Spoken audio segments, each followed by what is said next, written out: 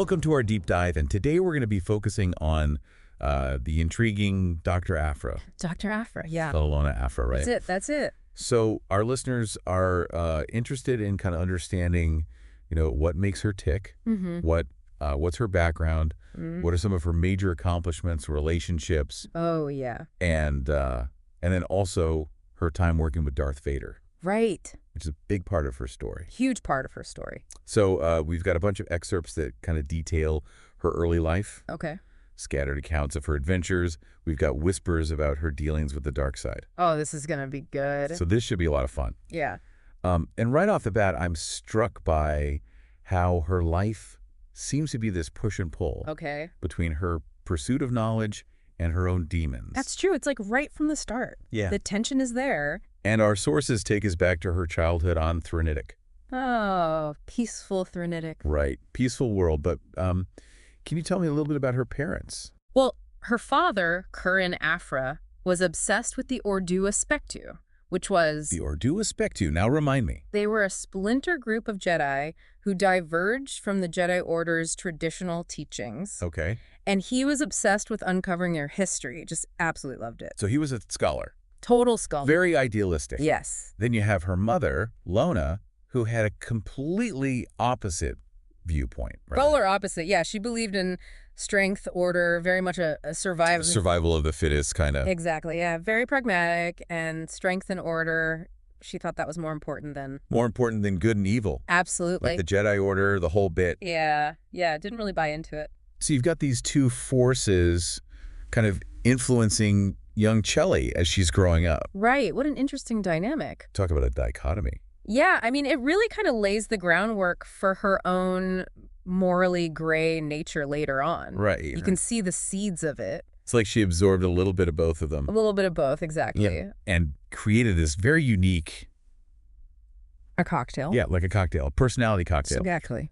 But there's this one event that I keep coming across that really shaped her early life. Oh, yeah. Which is the raid on their homestead on Arboflux. Yeah, pivotal moment, really. And this is where Lona loses her life, defending her family from an imperial minister who was seeking some ancient artifact. Right, some relic connected to the Ordu Aspectu, no less. Of course, that makes total sense. That all ties in, yeah. And it's interesting because the sources mention that Chelli's memories of this event are very fragmented and contradictory. Fragmented, contradictory. It's like, how much does she block out?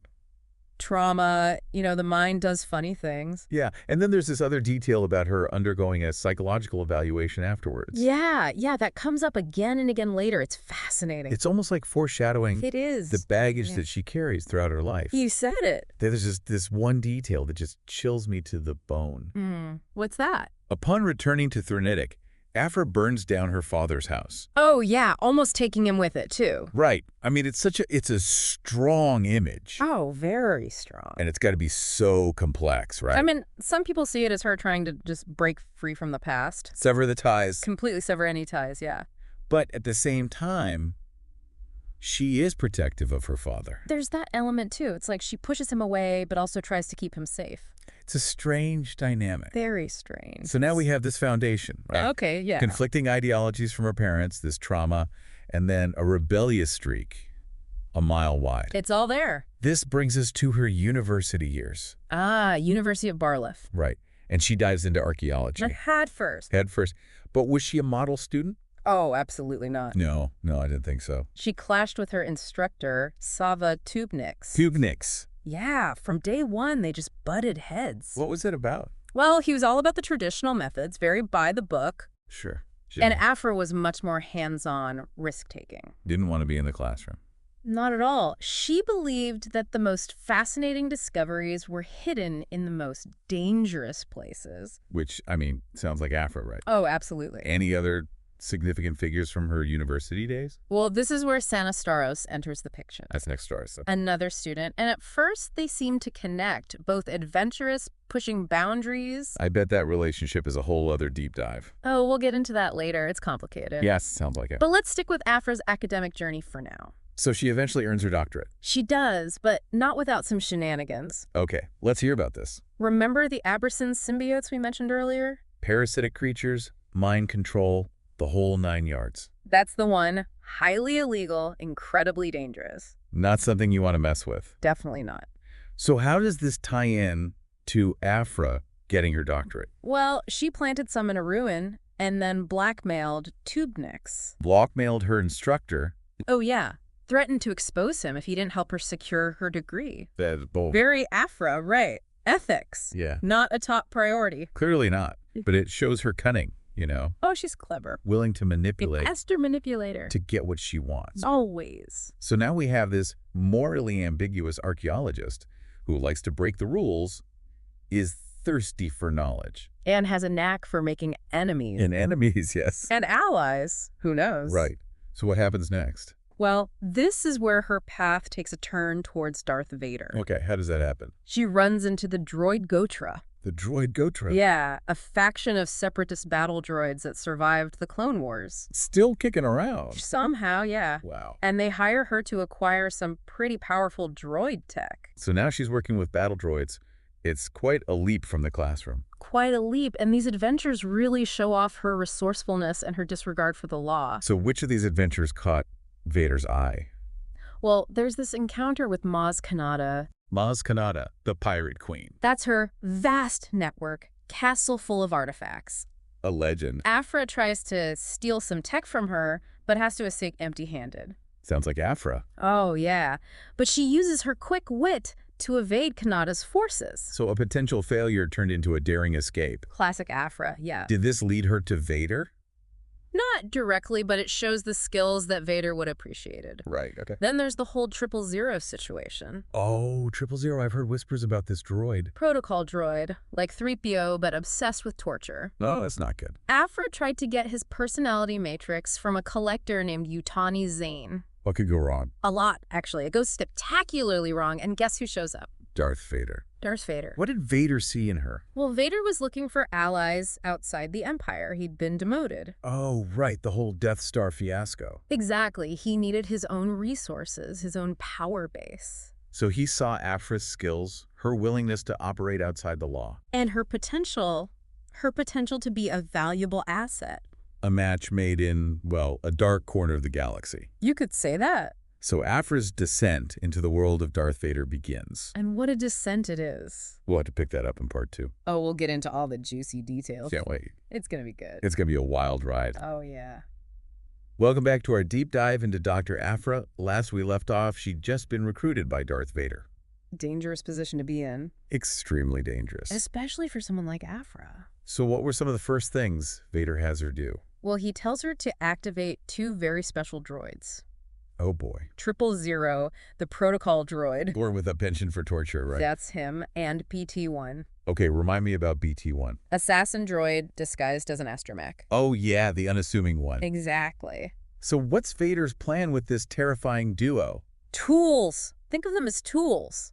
Tools for what? For his grand scheme, 000 could get information from anyone. People wouldn't defy a protocol droid? Exactly. And BT-1. Pure brute force. Eliminate any threats. Very efficiently. So Aphra helped bring these 2 online. She did. Any hesitation from her? A little apprehensive, but also intrigued. Oh yeah, she's always been drawn to dangerous tech. Absolutely. But her apprehension goes deeper. Right. Oh yeah, she knows it's risky working for Vader.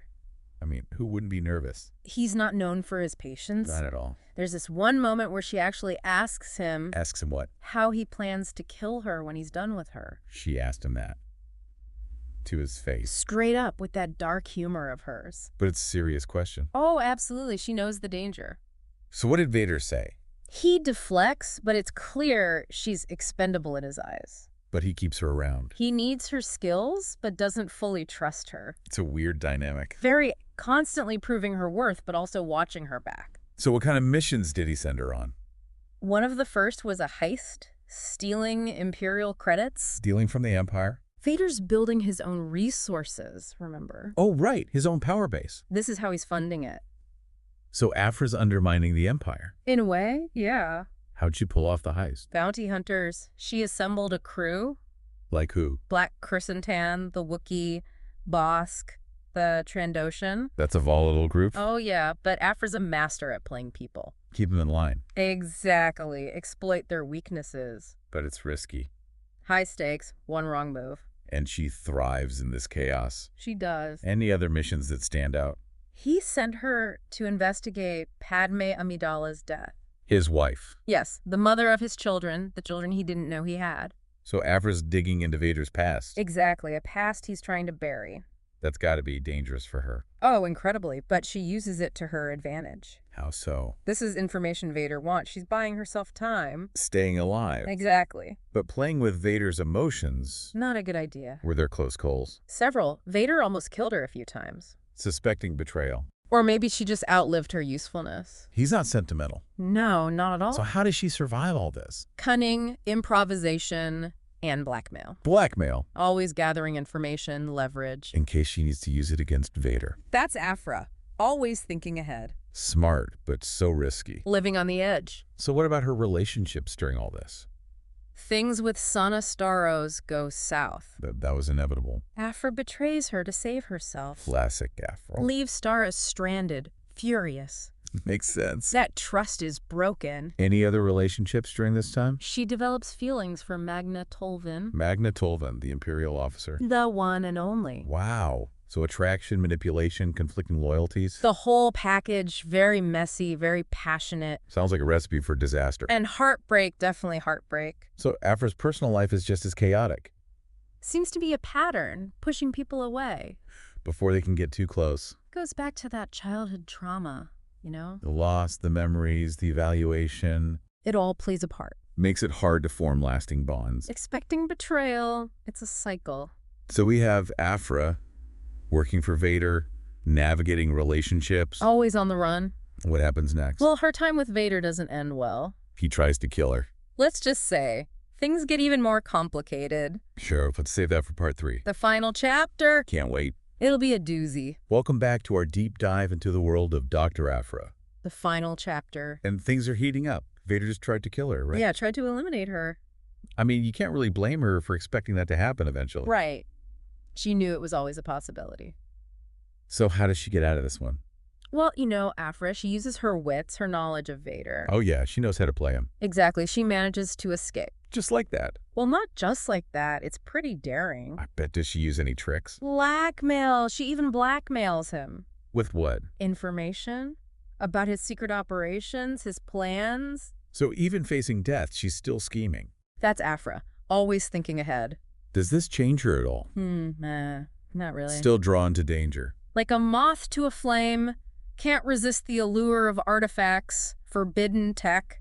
So what kind of trouble does she find now? The Sword of Kashyyyn, What's that? a powerful Sith weapon hidden in a temple. Booby traps everywhere. Sounds like Aphra's kind of place. Oh, yeah. She loves a challenge. And this temple, it's guarded by what? Kukata, Sith hounds. Those are vicious, right? Incredibly dangerous. So does she get the sword? Well, things don't exactly go to plan. I figured as much. It all backfires. She ends up on Moraband, Moraband? ancient Sith homeworld, a place of dark side energy. That's not good. Not at all. It's incredibly dangerous. But she gets out of there, right? She does, uses her knowledge of Sith lore, navigates those tombs. That's incredible. She's resourceful, you gotta give her that. So through all of this, what about her relationships? Sana Starros? Yeah, she's still angry, I imagine. Oh yeah, that trust is shattered. Do they ever work things out? It's complicated. They're forced to work together sometimes. As a necessity. Exactly, but there's still that anger, resentment. But also respect. Maybe a little, grudgingly. So a classic frenemy situation. Yeah, you could say that. Anyone else in the picture? Magna Tolvin. The Imperial officer. Yep, Aphra develops feelings for her. Wow, how does that work out? Attraction, manipulation, it's a mess. With an Imperial officer. Oh yeah, conflicting loyalties, the whole deal. And how does it end? Passionate, but ultimately heartbreaking. So even her love life is chaotic. It's a pattern with her, pushing people away. Does she ever learn? It's hard, that childhood trauma, the loss, the memories. They all shape her. Make it hard to connect, to trust. So we have Aphra escaping Vader, hunting for artifacts, tangled relationships. Living on the edge, as always. Does she ever grow? Does she ever see the consequences of her actions? There are glimpses, moments of remorse her conscience peeks through. They're fleeting. Yeah. Survival always comes first. She's a complicated character. Oh, incredibly a fascinating paradox. So what's her legacy? Villain. Anti-hero. She's hard to define. She's brilliant, manipulative, a survivor, a rogue. And a villain sometimes. Definitely. But she's also capable of good, of compassion, of loyalty. It's all there, mixed up inside her. That's what makes her so interesting. She shows that even in a galaxy far, far away, people are complex. Not just black and white, good or evil. And Aphra embodies that complexity. Absolutely. Well, it's been quite a journey exploring Dr. Aphra. A wild ride, that's for sure. And her story's not over yet. Who knows what's next for her? One thing's for sure, it's going to be interesting. That's Dr. Aphra for you. Thanks for joining us on this deep dive into the world of Dr. Aphra. It's been a pleasure.